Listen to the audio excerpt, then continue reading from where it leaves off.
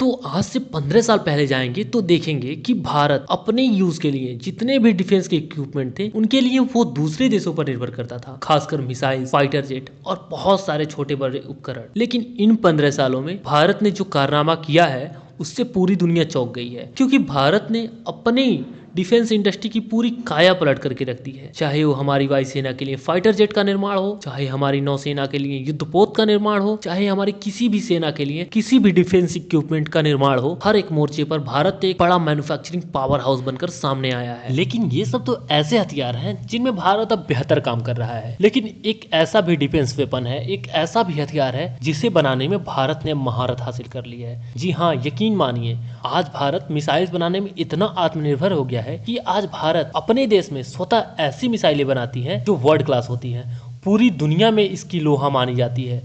लेकिन भारत ने एक और ऐसा कारनामा कर दिया है, एक और ऐसी मिसाइल का निर्माण कर दिया है जिससे भारत अब पूरी दुनिया में मिसाइलों का किंग बन जाएगा। जी हाँ, सही सुना आपने, पूरी दुनिया का मिसाइलों का किंग बन जाएगा भारत। तो खबर निकलकर सामने आई है कि भारत जो रुद्रम 3 मिसाइल पर पिछले कई सालों से काम कर रहा था, अब वो बनकर एकदम तैयार है और भारत इसका परीक्षण कभी भी सुखोई विमानों से कर सकता है। और यकीन मानिए, ये कोई आम मिसाइल नहीं होने वाली है, क्योंकि ये भारतीय वायुसेना में जैसे ही शामिल होगी, भारतीय वायुसेना की आक्रामकता में एक अभूतपूर्व वृद्धि होगी। यकीन मानिए, भारतीय वायुसेना में शामिल होने के बाद भारत के जितने भी दुश्मन देश हैं, चाहे वो चीन हो, पाकिस्तान हो या कोई भी देश हो, सब में दहशत का माहौल होगा, खासकर चीन में। मैं ऐसा क्यों कह रहा हूँ ये तो वीडियो में आपको पता चलेगा, लेकिन साथ ही साथ आपको अपने देश पर गर्व भी महसूस होगा। तो आपको याद होगा कि ऑपरेशन सिंदूर के दौरान भारत ने पाकिस्तान के जितने भी एयर डिफेंस सिस्टम थे, जितने भी रडार सिस्टम थे, उनको न्यूट्रलाइज कर दिया था। उनको न्यूट्रलाइज करने में सबसे बड़ा जो हाथ था वो था ब्रह्मोस मिसाइल का। और न्यूट्रलाइज होने के बाद पाकिस्तान एकदम अंधा हो गया था। अब उसमें आप कुछ भी करें, मिसाइल मारे, फाइटर जेट से हमला करे, किसी तरह से हमला करे, पाकिस्तान कुछ नहीं कर पाता, लिटरली कुछ नहीं कर पाता। लेकिन ये मान लीजिए, कल को अगर चीन के साथ युद्ध की स्थिति आती है तो जो ब्रह्मोस मिसाइल जितनी कारगर पाकिस्तान के खिलाफ है, उतनी कारगर चीन के खिलाफ नहीं होगी। क्यों? क्योंकि यदि देखेंगे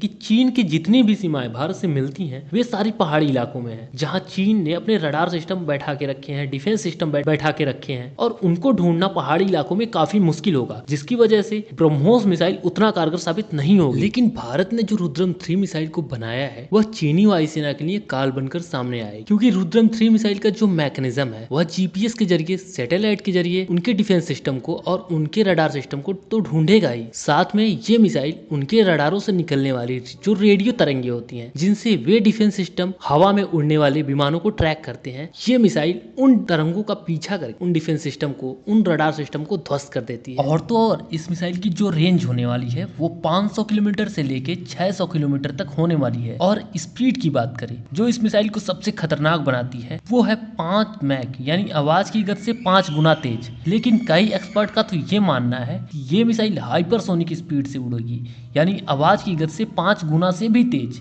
और सच में अगर इस कैपेबिलिटी के साथ ये मिसाइल खरी उतरती है तो ये दुनिया की सबसे खतरनाक एंटी रेडिएशन मिसाइल होगी। हालांकि इस पर आपका क्या विचार है, कमेंट में जरूर बताएं। धन्यवाद।